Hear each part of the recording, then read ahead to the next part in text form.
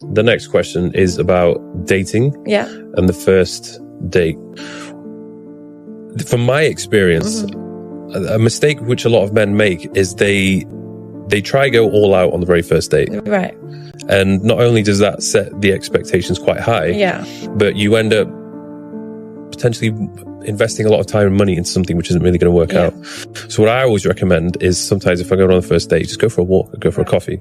And then within the first 10, 15 minutes, you can see if you're going to vibe with someone. Somebody like you can do that because she already knows what you bring to the table. But sometimes girls will be like, he's not, I don't know. Like, say if she just met a random guy, she doesn't know what he is. And she's thinking he doesn't want to invest or do anything, depending on the type. But it does weed out that girl. So you think that person should take them on a fancy date? So I think take them where you would be going anyway. So if your normal day-to-day life, you go for dinner and you go for Nando's, take her to Nando's. If your normal day-to-day life is going to Amor's, take her to Amor's. This is what I always say to If you ask a girl, hey, do you want to go to Nando's? She's not going to like that, though. Some girls, but if that's your day-to-day life and that's her day-to-day life, if that's not her day-to-day life, you've already cut the crap. You're not compatible. So what I always say to men is women should come into your world. You be the man, she comes into your world. Now, your world doesn't have to be 5-star, but you take her, so even if it's a case of like you can't afford a lot, that's not the problem. But you take her to a coffee shop where you can afford 2 coffees. Or you take her to, if you're going for Nando's, you can cover the bill. I always just say, take women into your world. That's the leadership. You're coming into my world now. So do where I would normally go to eat. You're coming where I normally go to eat. Now, where I normally spend my day. Now, if you're going out of your way and you're doing something you wouldn't normally do, you're not compatible. But if you're taking her and doing something that you would normally do, well, even if that's KFC, if that's a shisha or whatever it is, she's coming and seeing into your world. Now, if she fits, perfect. If she doesn't fit, no worries, but it's not yours. Take her into your world. That's what I always say. You hold her hand and you take her into your world. That's my advice if you want to be the leader in the connection. Who should pay on the first date? You know what I'm going to say. Ben. You know what I'm going to say. Of course. Of course. But the thing is, I'm from a different culture. But I can't understand. I mean, the woman paying on the first date, I just think that's ludicrous. Yeah. But the splitting situation, if I was to say, oh, can we split this? Like, I've already ruined it. Yeah, but the thing is, I understand for, like, in British culture, because the women are feminists and they do want to split it. I can understand it. But in Dubai culture, it's just, there's girls that know that they could go with a different man and never even have to fidget. So that's why it's a bit harder. But I do understand it in different cultures, because in different cultures, the women insist on paying and splitting. So I understand whatever works for you. But for me, and growing up in a Muslim environment and being from Dubai, it's just, you don't, The only time I would allow it would be if we'd already had a couple of dates. Yeah. She had maybe invited me somewhere, and it's nothing crazy, it's nothing fancy. It's like paying for some food which isn't really that expensive. To do it. Sometimes a woman's itching to do something back. She's always itching to do something back, and so you give her an opportunity to do something back. But at the same time, in the first date, she won't feel like it's a date if she split it. She would feel like she went to see a friend. And I think it's very dependent upon how much money she's earning as well. Like if I know she's not making that much money, then I would never allow her to pay. But if I know she's got a good job and she's making dough, I'd be like, okay. So speaking of dating, how do you know if you've been friend zoned or not? The responsiveness from women. This is all it boils down to. If you are trying to contact a woman and you're getting delayed response and busy scheduling, she's not interested.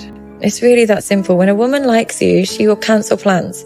She cancels plans. She responds immediately. She becomes available. When she doesn't really like you that much, she's unavailable. It's really that simple. And I always think you, as a man, friend zone yourself. People can friend zone themselves or they don't. How you friend zone yourself is by not making your intentions clear. There are men that I'm friends with but are still not in my friend zone because they'll always make a flirty comment. They'll always remind me that they're interested in some way, shape. And I'm like, I'm trying to put you in the friend zone and you keep coming out of it. So I can't put them in the friend zone. Do you think men and women could be friends? Yeah, I do. But it takes a level of, like, both of them have to not be attracted to each other. Yeah. And I think you miss out on life when you aren't friends with the opposite sex. You miss out on so much in life because there's so many times where you might be fighting with your partner and you talk to your female friend and she's like, I can't believe you said that to you. And you talk to your male friend and you're like, don't be stupid. You know what that means? He's just a bit tired, blah, blah, blah. And they give you so much free game. They give you so much free advice.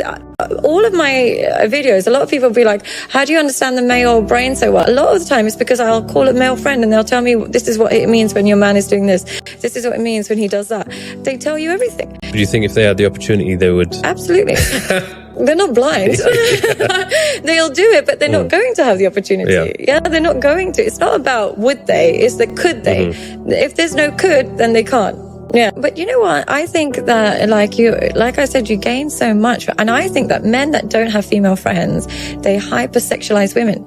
They get nervous around women. They think women are this really strange enigma. They lose their ability to have charm around women. But when you have lots of female friends, you realize they're flawed. You realize they're stupid. You realize it removes their mystery. So I think men that never have female friends and women that never have male friends, they get overexcited when they're around the opposite gender. Whereas when you've always had male or female friends, you recognize it's just a person. Whereas when you don't, you think it's a potential sexual contact and you get too excited. I think it's actually a bad thing if they have no male or no female friends, because then they tend to get too excited around the opposite gender. In my experience. So let's scenario, we're in a relationship. Would you let me have hot friends? No.